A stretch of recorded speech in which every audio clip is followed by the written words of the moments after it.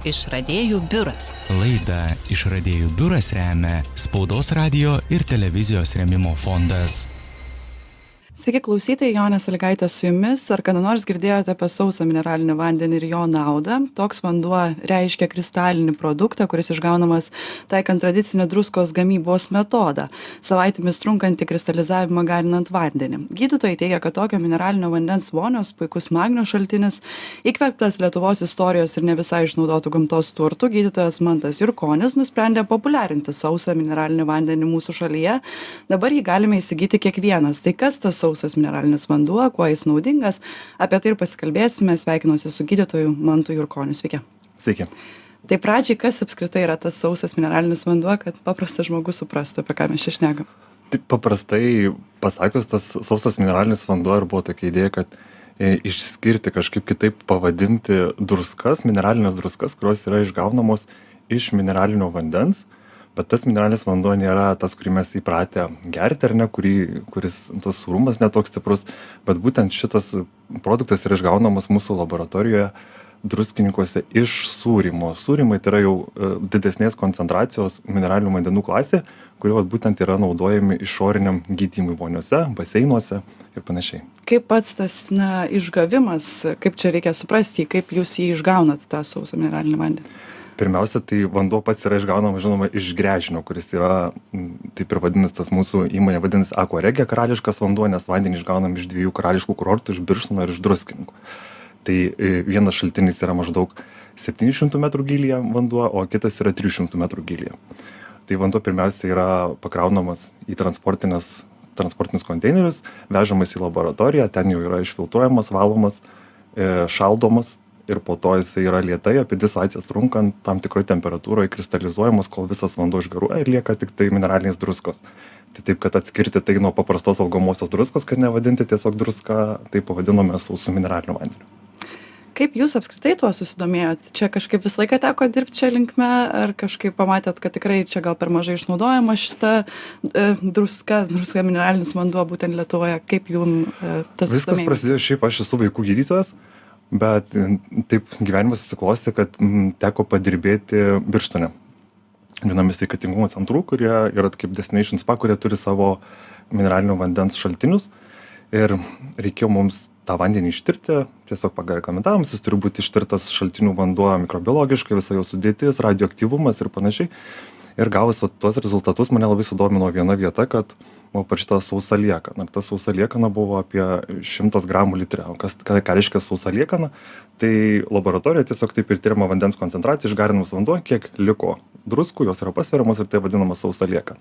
Tai būtent to šaltinio sausa liekana buvo apie 98 gramai litre, kaip pavyzdžiui paprasto vandens, tarkim, parduotuvėse esančių mineralinių mums gerai žinoma, ar ne, sausa liekana yra tik tai 2 gramai litre. Taip pat galite įsivaizduoti, koks yra skirtumas. Ir aš, aišku, galvoju, reikia pabandyti pačiam tą druską pamatyti, kaip tą sausą liekaną išgauti. Tiesiog paprastai parafino vonelės, tokios yra, žinot, kur dedama skystas parafinas, tai tą parafino vonelę tiesiog supyliau šviežio vandens, sūrymo ir taip laukiu. Maždaug po 6 valandų liko tik tai dugnas, bet vis dar matau tik vandenį ir nematau tos sausos liekanos. Tai pagal paskaičiavimus ten turėjo būti apie 2 kg tos druskos. Ir tada tai maždaug po pusvalandžio pradėjo augti tie kristalai, kaip sniegas užšąlant, toks maždaug vaizdas. Ir pilnas apie 2 kg tos druskos ir pasimatė.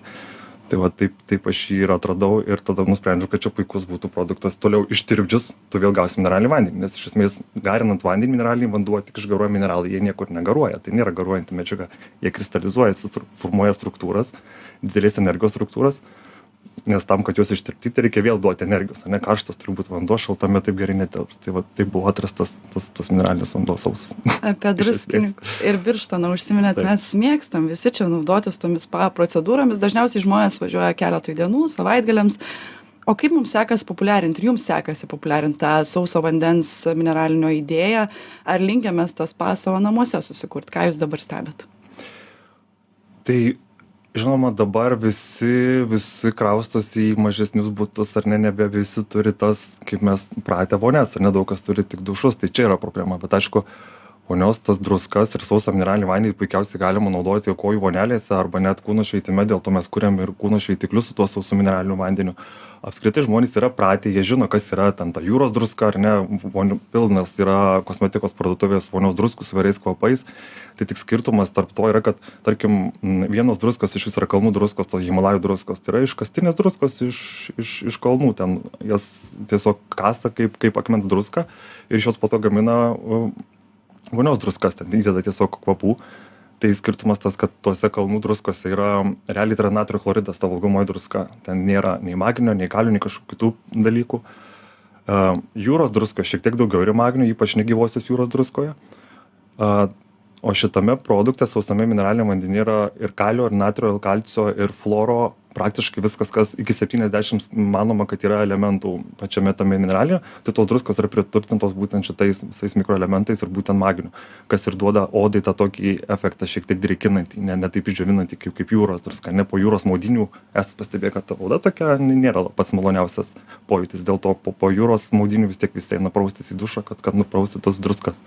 Apie jūros druską, kai užsiminėt, pagalvojau ir dar apie užterštumą veikiausiai, ar ne, jūros druskoje ar kur kas didesnis užterštumas, nes šitai iš gilaus gylio ta tai druska būtent, gaunama. nes tas užterštumas jo yra didžiausia problema, nes vis tiek plaukia ir laivai, ir tanklaiviai, ar ne, ir kažkokios katastrofos, kažkokios Nafta sugriuvo išsiliejo, užtvanka, išsiliejo, tai ir mikrobiologinis užterštumas, ir sunkių metalų užterštumas.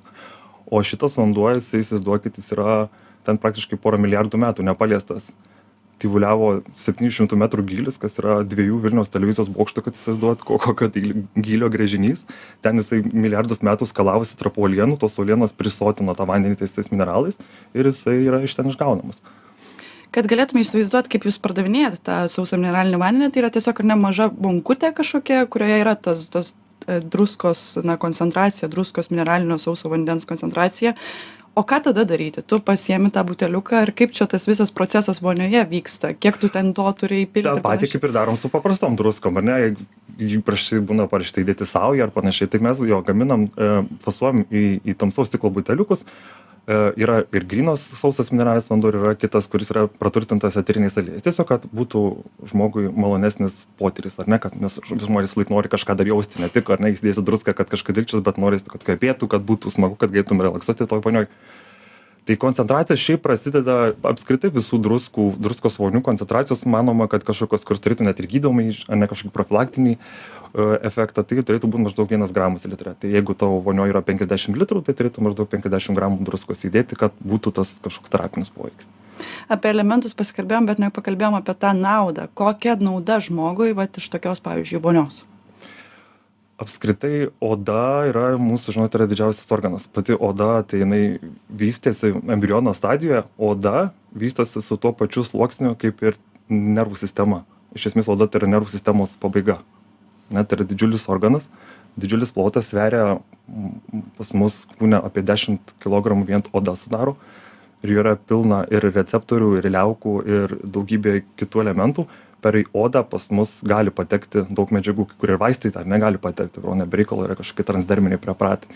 Tai iš esmės per odą gali į organizmą patekti nemažai mineralų, ypač magnis. Jis gali patekti per ląsteles, per tarpus tarp odos ląstelių, arba per plaukų folikulus, arba per prakaito liaukas. Tai vat būtent su tuo magniu yra, ypač su kūno šveitikliu, kai bandai išveisti, tu jauti tą tokį dilgčiamą. Tai yra būtent magnio dilginimas, kuris vėliau praeina, bet tu tada tikrai jauti, kad kažkas vyksta, ar ne? O kalbant apie tai, kokius negalavimus galbūt patiriantiems žmonėms būtų itin naudinga, susidomėti, pasižiūrėti, kas tas sausas mineralinis vanduo? Iš esmės tai buvo šito produkto esmė, kad tas žmogus galėtų mineralinės vonias, bent kažkiek panašias į tas mineralinės vonias, kurios buvo nuo senų laikų, kai kurortai kūrėsi, parsinešti pas tai namus ir gauti bent panašų poveikį. Tai tikrai nebus identiška tai, kas ar ne mineralinė vonia, nes vis tiek to neįmanoma, tiek ir tų mineralų neįmanoma ištirpdyti. Turėtum to mūsų produkto tikrai turbūt kelis buteliukus supilt, kad gautum jau tą gryną mineralinį vandenį stiprios koncentracijos. Bet iš esmės nuo pat senovės buvo pastebėta, kad mineralinio vandens vonios gydo odos uždegiminės ligas ar egzemos, kažkokie topiniai dermatitai, su stresu susijusios odos išraiškos ligos.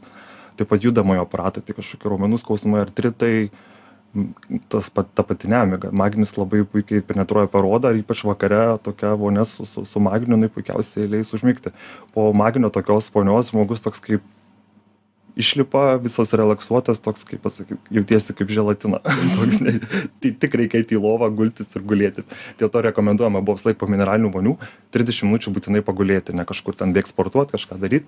Tai dėl to tos vonios geriausias būdas yra ypač vakarės naudoti, nes jos tiesiog veikia slopinančiai, nestimuliuojančiai, o raminančiai, slopinančiai, mažina tą įtampą raumenyse.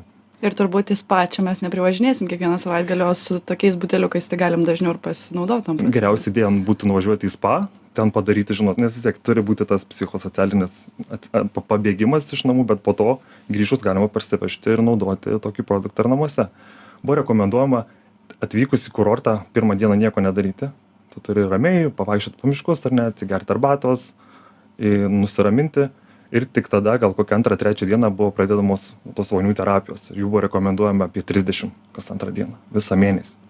Tai šiais laikais nebegalim savo to leisti, bet 19-18 amžiuje, kada buvo Druskininkai ir Birštonas suklestėjo, tai važiuodavo žmonės per smėlynus turtingi su karietomis 3 dienas, būtent nebereikalo dėl to, kad padėdavo. Bet dar vienas dalykas yra, kad ne visi žmonės gali, ar ne, piknaudžiauti, gal taip netinkamas žodis, bet, darytis tokias procedūras. Yra žmonės, kurie, negali to daryti, ar ne? Taip, žinot, kaip pažiūrėsi, yra tos rekomendacijos, tos kontraindikacijos, tai akivaizdu, jeigu ten turi kažkokių oda, net tau suskilinėjus žaizdotum, tai žinoma, tau grauž bus nemalonu, karščiavimas. Žmonės, kurie turi problemų su širdimi, tarkim, labai aukštą kraujospūdį arba kai tik žemą, tai net rekomenduojama, kad vonioje tada turi būti vandens lygis žemiau širdies. Negali būti tavo širdis apsemta ir karštas vanduo, nes tu tiesiog kraujagyslės taip atsipalaiduos, lipant iš vonios, tu gali ir nualpti.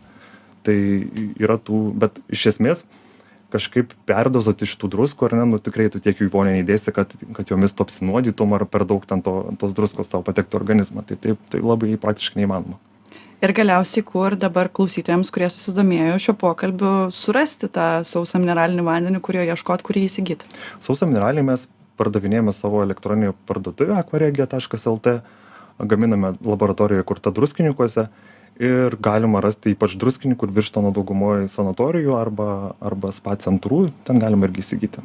Tai visus raginu, kurie norėtų išbandyti, būtinai pasinaudokit progą. Kalbėjom šiandien su gydytoju Mantu Jurkoniu, šią laidą vedžiau aš Jonė Sąlygaitė. Gražios likusios dienos ir likit su žinių radiju.